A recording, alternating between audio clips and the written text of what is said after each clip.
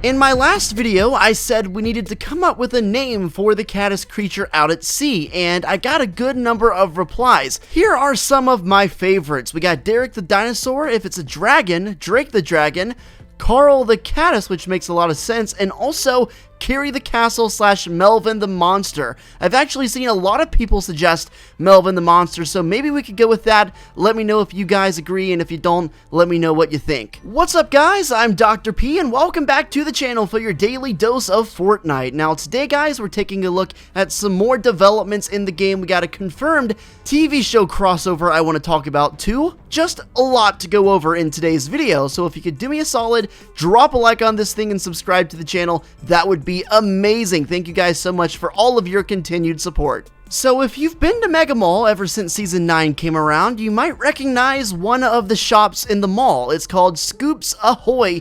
This is actually a place in the popular TV show on Netflix, Stranger Things. Now, I don't know how many of you guys have seen the show. Let me know in the comments section. Personally, I haven't seen it at all. I've seen a lot of good things said about it, and I've had a lot of friends suggest it to me, but I've never seen it. But anyway, ever since Season 9 started, people have had theories there may be a Stranger Things crossover, and sure enough, today at E3, it was confirmed by Netflix that there is going to be a Stranger Things crossover in the works. Details are scarce at the moment. There really isn't any concrete information besides the fact that it is confirmed to come. But if you take a look at what's already happened this season with the John Wick LTM, it started in a similar fashion. John Wick's house was added along with Season 9, just east of Paradise Palm. Because of that, a lot of people thought there would be a John Wick crossover too because of the new John Wick movie that was coming out. That turned out to be pretty accurate. It was really only a matter of time until the Stranger Things crossover got announced, but I'm really excited about it. Maybe I'll have to start watching the TV show. If it's going to be anything like the John Wick event, there were challenges and free items to unlock. There was even an LTM which came out that was pretty cool. I expect there to be something similar and along those lines happening here with Stranger Things. We're probably going to get some sort of an LTM. We're probably going to get some challenges to unlock some free gear. I'm excited. Definitely let me know your thoughts on this. Yesterday, along with the version 9.21 patch, there were some updates added to the map specifically regarding the stone golems, the stone family that's been east of Lonely Lodge. The two parents, the mama and the daddy golem, are still at the same spot. They're still farming up on their garden. They haven't really changed anything, but the updates come with the stone child and the stone dog. As you guys know, a couple weeks ago, the stone child started to venture off by himself into the forest near Lonely Lodge and near the volcano. And this is him currently. He has traversed even further into the jungle, and he has stopped and he's looking down at a plant similar to the plant and the type of stuff that his parents are growing on their farm. We have no clue the significance of this child, where he's going, what he's trying to do, but it must be significant enough because they're continuing the storyline. Maybe we'll find more information out soon. Now, as for the dog, he has actually traversed a little bit further into the forest as well, and he is actually urinating on this tree, which is kind of funny. This dog is the newest member of the Stone family. We don't know why he's wandering. Maybe he's just wandered off, as dogs do sometimes. Maybe he's gonna head back home, or maybe in some way he's trying to help guide the child somewhere. To me, this is probably one of the least important storylines in the game, but it is still of importance because they keep updating it. Not to mention, this golem family dates back to Season 7. They've been around for a while, and they just continue to grow their family and continue to be involved in the storyline, so let me know your thoughts on them. Alright, so this next bit is vastly important. This is insane to think about, guys. So, as you guys know, Donald Mustard changes his location, Twitter banner, and all sorts of stuff on his Twitter profile from time to time to hint towards what's coming in the game. He's done this for many months now, maybe even a year. It's been a long time. Recently, he changed not only his location, but his Twitter banner 2-in-1, and I'm just going to go ahead and show it to you now. So Donald Mustard, first of all, let's look at the location. It says circling. It's not that far off from what it was previously. It said roaming before, circling, roaming. Means basically the same thing when you think about it, but the thing that really strikes my attention is his Twitter banner. Look at that, guys! Not only do you see Kevin's runes in the background, not only is it purple, but you can see the middle Loot Lake house from way back in Season 6 that got ripped up out of the ground and floated around the map for a while. We've had so many theories, so many actual good, amazing theories about Kevin returning in Season 9. There is an overwhelming amount of evidence and things you can point at to say, yep, that means it could come back. This is pretty much the icing on the cake, and at least in my mind, confirms that in some way, in some strange way, Kevin the Cube, or at least something involving Kevin the Cube, is going to make a comeback in Season 9. Why else would he change his banner to literally be something from several seasons ago if it wasn't going to make a reappearance in some way?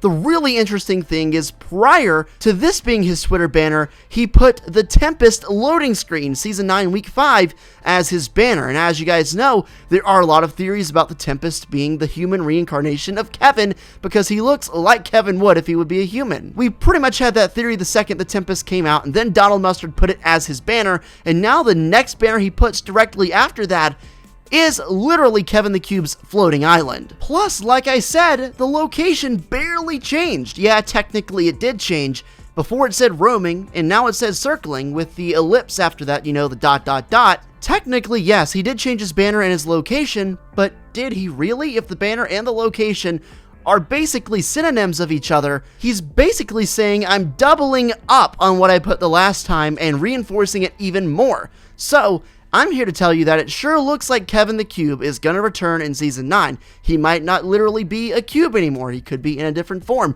He could already be in the game, i.e. the Tempest skin. But man, this has me pumped for Season 9 at this point. We're only a few weeks away from the major Season 9 live event with the Caddis creature, and I'm really convinced that in some way Kevin the Cube is involved. Maybe we'll get to find out what Kevin really is, what his purpose originally was, and what he was doing.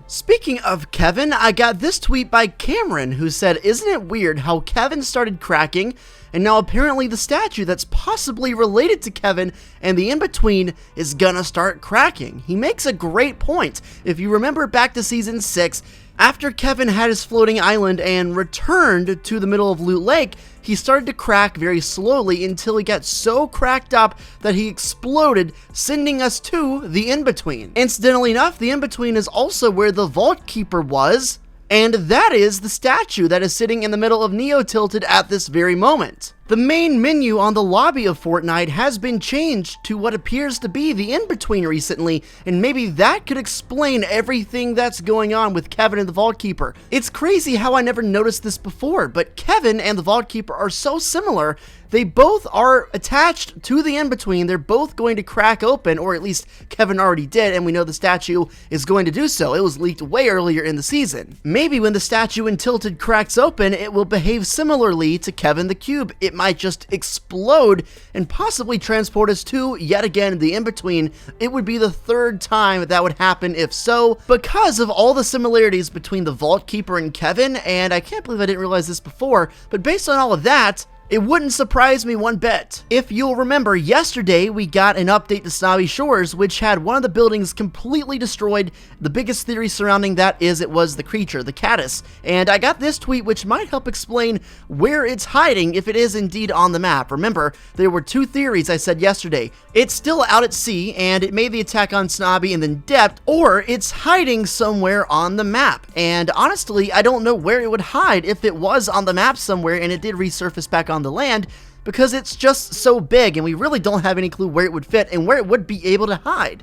Anyway, here's the tweet. It's by Sorry Can't Talk Rebooting. He says, "Yo, my dude, I have a theory. Remember the bunker near Loot Lake? The one that the government dug up?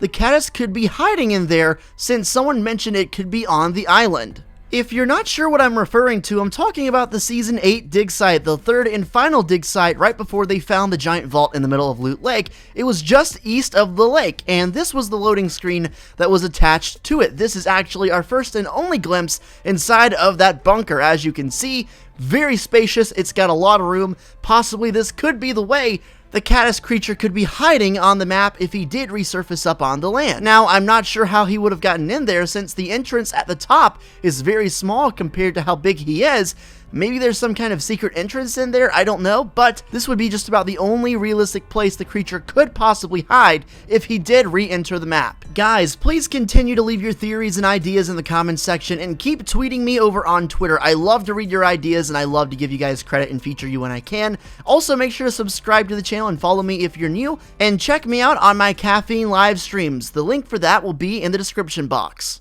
Thank you so much for watching. I'll catch you in the next video. Really appreciate your time, and until then, peace out.